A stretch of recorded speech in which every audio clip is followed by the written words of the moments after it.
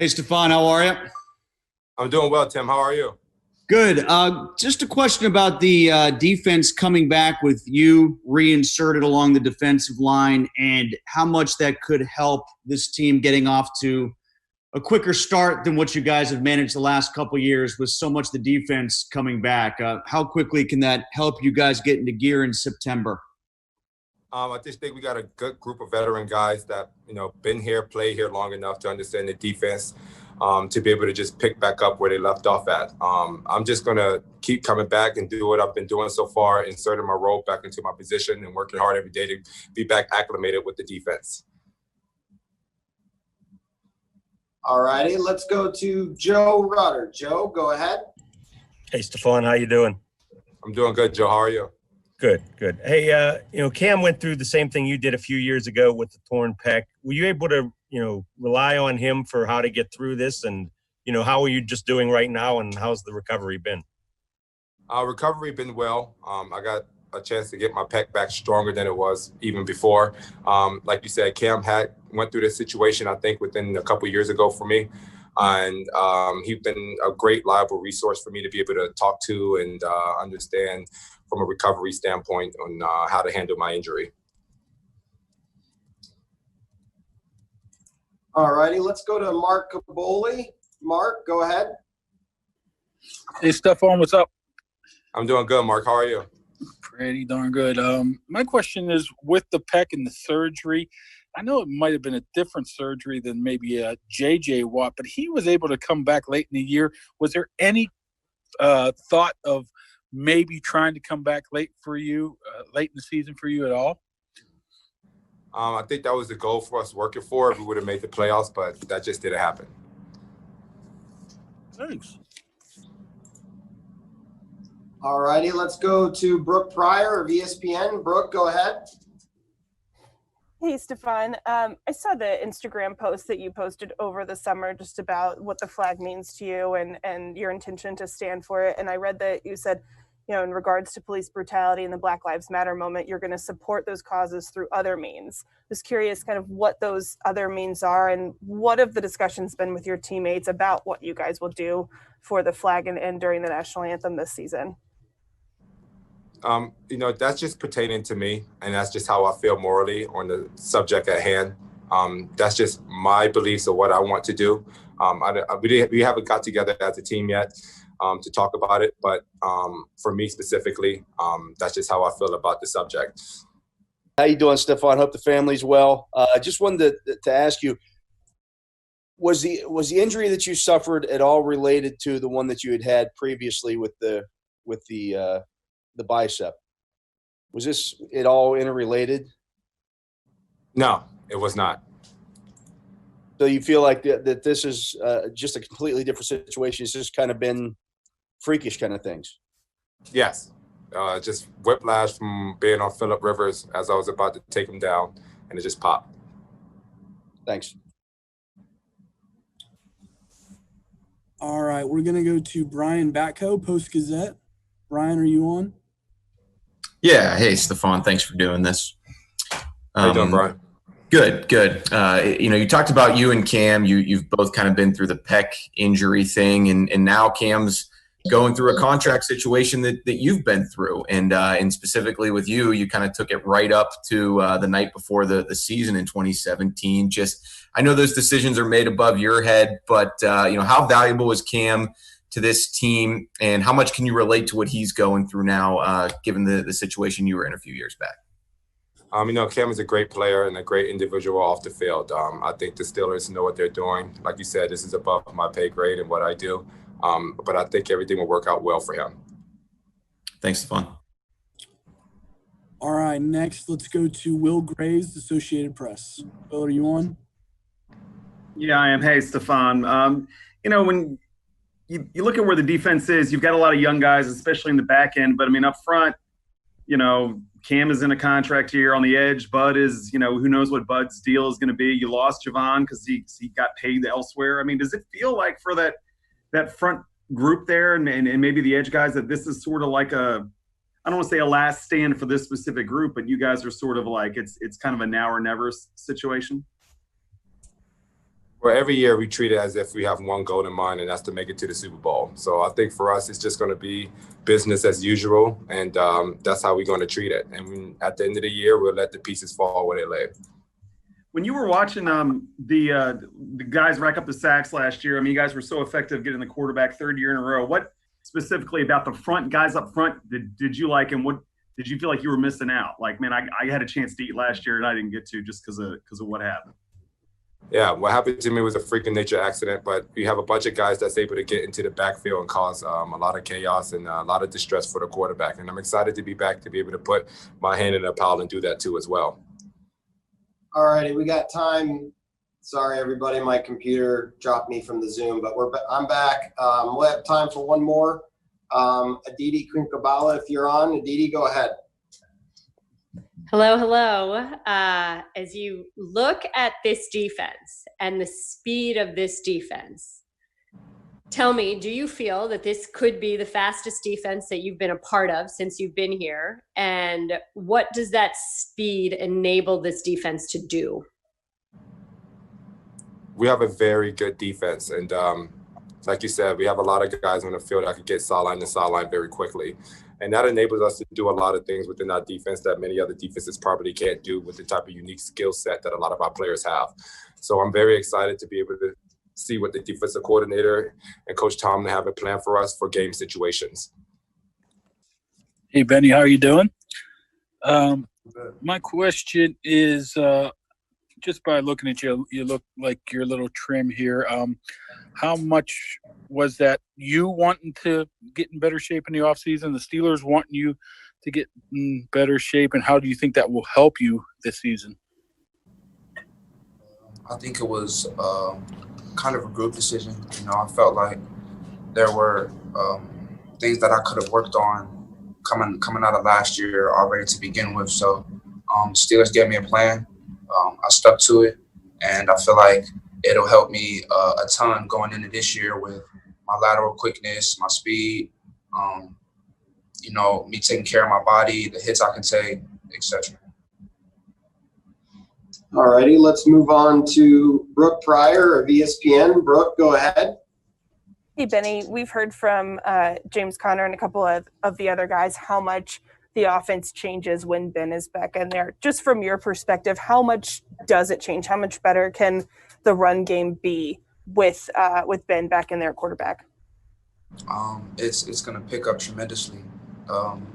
Ben's able to change the pace of the game, be able to make the calls at the line much quicker. It makes us all one, you know, when we're out there. So it's huge that he's back. It's exciting to see him out there, back 100%, ready to go. Let's go to Mike Prisuta. Mike, go ahead. Benny, I'm curious, what did you take the most out of your experiences last year? And if you had to be the guy this year, could you be? The experiences that I took from last year is it's a lot of the little things you got to take care of, whether it's film, whether it's workouts, whether it's knowing what you got to do for what play. I feel like it's the little things that'll make it all come into place to take a bigger part. Thanks, Mike. Let's move on to Will Graves of the Associated Press. Will, go ahead. Hey, Benny, you know, Coach Faulkner last week talked about how, you know, you showed that you get better as the game goes on. But you look at what you guys have in the backfield, you added a guy in the offseason, so there might be fewer opportunities. Is there anything that is there anything to, like, quote, starting faster, or is it just, you know, sort of one of those deals where you're just going to have to kind of do what you do? I was brought here to play football, and that's what I love doing. So I'm going to play my football the best that I can whenever I'm out there. So we'll see from there. All righty, let's go to Brian Bacco. Brian, go ahead. Hey, I have an actual question, but first just wanted to get more of a clarification. Do you still weigh 224 as you're listed on the roster? I know they don't always update that stuff. No, sir. I'm actually 212 right now. Okay, thanks, Benny. All right, on to my actual question. Coach Tomlin, players have talked about kind of what you have to do in this time of COVID-19. You guys aren't in a bubble like the NBA or the NHL. What do they tell you in terms of trying to kind of create that virtual bubble? I mean, is it as simple as like just make good decisions, or are there actual, advice in terms of like don't go to restaurants and stuff like that? Just what's the communication been like from the coaches and whatnot? So far, it's been not avoid like big areas where there's a lot of people. Me, myself personally, I just go to work and I go home. Like I have everything that I need. So I don't need to put myself in, situations where there's other people there or, whatever the case may be. But we just keep it home and in here.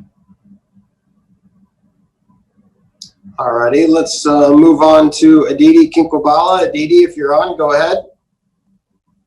Hey, Benny, there are a gazillion challenges in not having spring practices and having this like different training camp. When you look at that, what do you think is the biggest challenge to running backs? Is it ball security? Is it getting hit enough? Is it getting the physical work that you need? I mean, what's the piece that you're like, okay, I'm really going to have to focus on this? That's a good question. I think it's maybe it's the getting hit enough. You don't get to get those live looks that you would normally get with different circumstances. Getting a lot of fastballs, getting a lot of change of the calls, a lot of things come into play. But not being able to see that live look often is pretty different. So I try to make the most whenever we're out there. You got a decent amount of playing time last year, but you're still a second-year guy. Would you have liked to have had some preseason games to show off maybe some of that new lateral quickness? Maybe, show off a little more of your pass catching skills in a game? I would. I definitely would. But, we still have a whole season ahead of us. So that's my opportunity. That's my chance. That's why I'll try to show it. All right, you got time for two more. Let's go to Tim Benz. Tim, go ahead. Benny, I was wondering if the coaches have spoken to the backs collectively about what they are looking at in terms of roles being carved out for you guys. Are they looking at everybody as a quote-unquote back by committee, or do you see individual jobs carved out for you guys? I would say that I think there's roles carved out. Jay Sam, for example, is a great back that shows his catching ability and what he can do, as well as being like a third down back.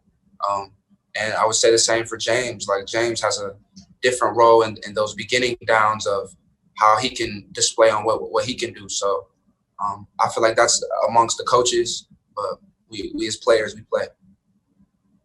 All righty, we'll wrap it up with Jenna Harner. Jenna, go ahead.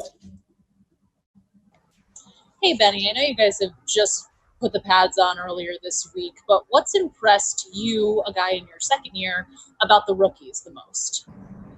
What interests me the most is how the love for football. The love for football. They're willing to learn. I've caught myself teaching a few guys some things that I was questionable about last year being a rookie myself. So they have a love for the game. They want to get better. They maximize what they can do when we're out there on the practice field. So it's an exciting group. Hey, Danny, when we talked to Mike Tomlin the other day, he just talked about the importance of getting rookies these reps in special teams and how much more difficult it can be without preseason games, trying to figure out, their spacing and all the things that you learn in game. What are you doing to try to get them to have those real life pressure situations when you don't have preseason? Brooke, that's a great question. And, the good part about it to begin with is we're all in the same boat. That's what makes our league so special. 32 teams are under the same umbrella, doing the same things, got the same issues at this point, and we're hoping we can do it better. The thing specifically that we're doing to get that done, we try to simulate as many game-like situations. It's just a matter of getting on and off the field. Where an offense is on the field and us getting a punt team out there, where an offense is on the field and us getting a field goal team out there, where the defense is on the field and we're getting a punt return team out there. So we're practicing those things on a daily basis to simulate those game situations in order for them to get ready. Okay, next question is from Joe Rutter from the Trib. Joe, go ahead. Danny, you lost a lot of some of your core special teams guys last year, and without the preseason games, how do you find the guys that can replace them? Joe, it's a hard detail, but it's a fair detail because we're all in the same boat. And again, just in practice with drill work, with full speed reps as best we can get them, as live as we can get them without beating guys up and getting guys hurt and things like that. Everybody loses people, and it's my job to fill in those spots. And we have a good football team. We really do. And we have a good core unit here. And it's up to me to put that together and for them to work together and compete and communicate. And just in a daily basis, again, we try to simulate as many realistic situations as you possibly can without actual game tape. Next question, Dale Lawley from DK Pittsburgh Sports. Dale, go ahead. Hey, Danny, how you doing? Good, Dale. I think I've talked about this a little bit, but I just wondering your thoughts on this. Is there some expectation? I mean, I think everybody kind of expects September to maybe be a little more sloppy than usual, but will that really show up on special teams if you don't do some of the things that you're talking about as much as you'd like to? More holding penalties, blocks in the backs, those kind of things that kind of get themselves worked out in the preseason a little bit. It's interesting that you bring up block in the back. We had a punt return drill yesterday, and this morning in my meeting with the special teams, I showed 3 blocks in the back. So, the return units are the most highly penalized, the kickoff return and the punt return because of the space of the game and the speed of the game and the position of players, against each other. So, yes, I in answer to your question, specifically, yes, it is something that we're detailing right now. No, I don't expect it to be sloppy, and that's the whole, game of this, for it not to be sloppy, to get off on the right foot. And it's my job to teach those things and put them in those situations. We did it yesterday, and I showed 3 blocking of penalties, as I stated. We reviewed it today in a walkthrough. We're going to review it this afternoon, and we will be ready when that time comes. I don't expect it to be sloppy, and I expect it to be on point. Okay, next one is Will Graves from the Associated Press. Will, go ahead. Hey, Danny, I'm going to preface this by saying I understand that you're in better shape than everybody on this call, okay? So I'm just sort of curious. There have been coaches in other leagues that are around your age that have opted not to return and coach during their respective seasons. A, did you ever consider that? And B, what has been the learning curve from a technology standpoint in trying to do all the stuff you had to do remotely with these guys? Hey, good questions. Answer A first. It never entered my mind, man. I don't do nothing but coach football. I don't have any hobbies. I don't have nothing. And I've been called a lot of names in this business, and house cat ain't never been one of them. So I'm not one to sit at home and do nothing. So, no, I never even thought about it. Nobody's ever asked me that until you did, and that's my honest answer. And the second thing is, the technology, I've learned a lot. And I'm going to give credit to our IT people here with the Pittsburgh Steelers. When you could teach me and get me up and running on some of the IT situations that we were put in this year, and I am functional now. I didn't say I was good. I'm very functional right now. And I give, Scott Phelps and his guys all the way down the line, man, they got me up and running. They are a special group. And I appreciate them and can't thank them enough. And it was a challenge, and it's no longer a challenge because of their time put in with me. Okay, a few more questions here. Mark Caboli from The Athletic. Mark, go ahead. Hey, Danny, how you doing? Good, Mark. Hey, you have a punter with 300-plus career punts and a rookie that has none. How much does a rookie punter have to outshine the starter for you to feel comfortable to possibly make a move, knowing that, I assume it's not an even playing field. I assume if it's, they do the same thing that you stick with the incumbent. A lot. To answer your question, a lot. And you know, and it's a long process too. I mean, we have time, we put them in different situations and things. And I'm going to tell you the truth, and leading into your question, you know, I think it's going to happen throughout our league. You know, when we all open up and there's 16 games being played the first week of the NFL season, there's going to be some guys out there on every team that we're going to all see what they can do under pressure for the first time in this environment that we're in. We're all going to see it together. It's not just going to be a Pittsburgh Steeler, but it's going to be included in the other 31 teams in this league. So, you know, we make decisions on what we predict and what we think and what we hope and all those kind of things, when in fact, some of those decisions be made by all these teams. We're all going to see that stuff together on the first week of the season and as we proceed through it. 2 more questions. Next one is from Aditi from NFL Network. Aditi, go ahead. Hey, Coach Smith. Hi, Aditi. How are you? Can you hear me? Sorry. Hi, I'm great. Thank you. Derek Watt was, when we asked Mike Tomlin about him a few weeks ago, about him as a running back, he said, well, you know, he's really a special teams guy. What makes this guy so special on teams? And when they went out and got you somebody on teams, what does that say? He's a Watt. To answer your question, he's a Watt. His mom and dad ought to be writing books. We all ought to be reading it. That's the first thing. He's special. I mean, he just is. His makeup, his understanding of the game, his work habits, and everything. He's special. That's what makes him special. I got plans for him. He's been successful in this league. We hope to continue that success, and I'm so glad we got him. Okay, final question. Brian Batko from the Post-Gazette. Brian, go ahead. Hey, Danny, appreciate you doing this. Yes, you just said you have plans for Derek Watt. When it comes to the rookies, we've heard a lot about what Chase Claypool's doing as a receiver so far in camp, but what have you seen from him special teams-wise? From the moment you guys picked him, he said he loves doing that and loved doing it at Notre Dame. Keep promoting him as a receiver so he can sneak up on some people on special teams.